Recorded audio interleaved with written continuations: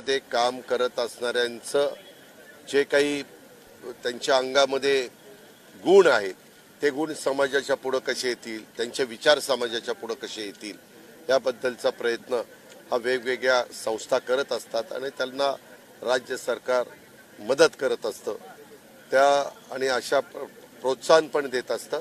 तो एक दिमागदार कार्यक्रम या बाबतीमध्ये झालेला आहे. त्या संदर्भामध्ये आम्ही सांगितलं की एकंदरीतच आता सगळ्यांनी महाराष्ट्राचं वातावरण खराब होईल अशा प्रकारचं वक्तव्य कुणीच करू नये. महाराष्ट्राने नेहमी सुसंस्कृतपणा जपलेला आहे. तो आपल्याला स्वर्गीय यशवंतराव चव्हाण साहेबांनी शिकवलेला आहे. ती आपल्या महाराष्ट्राची परंपरा आहे. कुणी आरे म्हटलं की दुसऱ्यांनी कारे म्हणायचं. ह्याच्यातून तुम्ही पण पत्रकार मित्र तेच प्रश्न विचारत बसतात. वास्तविक इतर अनेक महत्त्वाचे प्रश्न आपल्या सगळ्यांच्या समोर आहेत आणि मी नेहमी हे जे काही वाचाळवीर काही बडबडत असतात, जर कुणी कुणाच्याबद्दल चुकीचं बोललं तर ते समाजाला पण अजिबात आवडत नाही.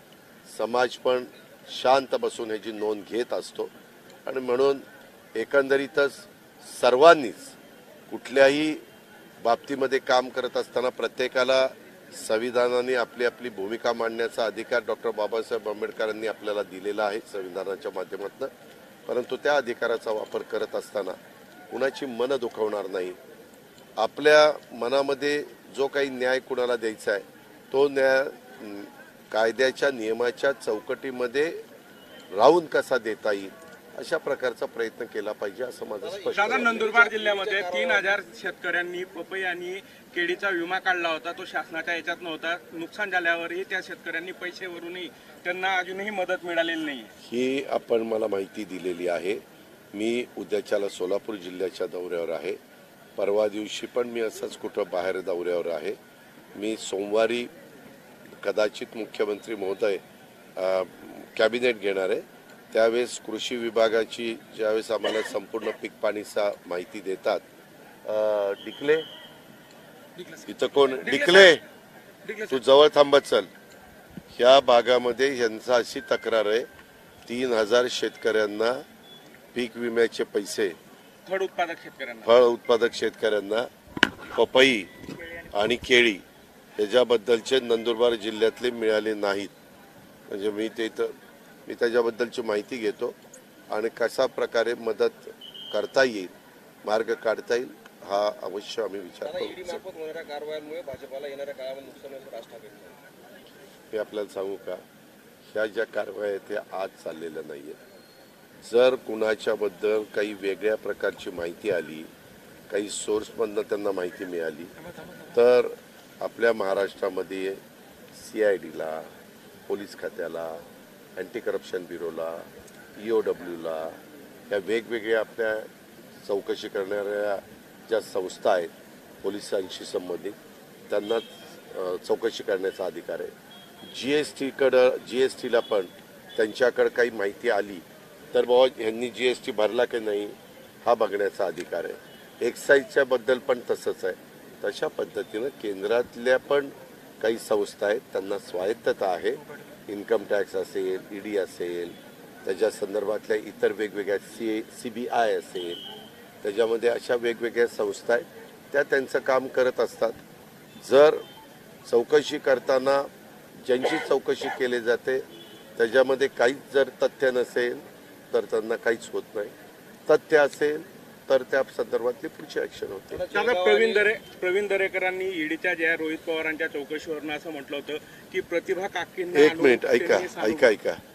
तुम्ही बाकीच्यांची नावं घेऊन मला कशाला विचारताय? माझं मन मला मत विचारा ना. एवढ्या मोठ्या महाराष्ट्रात 100-200 लोक रोज काहीतरी बोलणार आणि हा असं बोलला तुमचं काय मत आहे? मला काय घेणं देणं? त्यांचं त्यांना लखला. पहिल्यांदा 3.5 लाख क्विंटल मिरचीचा कशाचा मिरची उत्पादनात नंदुरबार देशात दुसरा आहे. ओके. 3.5 लाख क्विंटल मिरचीचा टप्पा पार होतोय पण कुठलीही शासनाकडनं ध्येय धोरण नाही. चिलीपारची घोषणा होऊन अनेक वर्ष झाली नाही. कसलं ध्येय धोरण?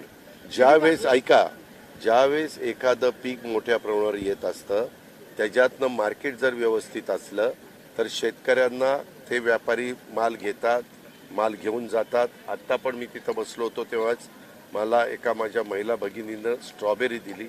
इतकं सुंदर आकर्षक अशा प्रकारचं पॅकिंग केलेलं होतं आणि त्यात स्ट्रॉबेरी होती. आपल्याला याच्या आधी नेहमी स्ट्रॉबेरी ही फक्त महाबळेश्वरच्या परिसरात होती हे ज्ञात होतं, परंतु तसं नाही आहे. आपल्यातला शेतकरी त्यानं आधुनिक पद्धतीची शेती केली, नवीन तंत्रज्ञानाचा वापर केला तर तो काय करू शकतो ही अनेक उदाहरणं आपल्यासमोर आहेत. आत्ता आपण जे बोलताय, आम्ही ज्यावेळेस कॅबिनेटच्या निमित्तानं बसत असतो दर आठवड्याला, त्यावेळेस जे ज्या जिल्ह्यातनं येऊन प्रतिनिधित्व करत असतात मंत्रीगण, तिथल्या काही समस्या असेल तर त्या सांगत असतात. कधी काही तुमच्यासारखे पत्रकार देखील आम्हाला विचारत असतात, जसं मगाशी यांनी पपईचा आणि केळीचा प्रश्न उपस्थित केला. आता तुम्ही मिरचीचा केलाय, आता त्यामध्ये तथ्य आहे का नाही याची मी पडताळणी करून बघीन. प्रश्न विचारण्याचा जरूर तुम्हाला अधिकार आहे, परंतु त्याच्यातनं माहिती घेऊन शेतकऱ्याला मदत कशी होईल हे आमचं काम आहे सरकार म्हणून. ते काम पार पाडण्याच्या करता मी त्यामध्ये लक्ष घालीन. धन्यवाद.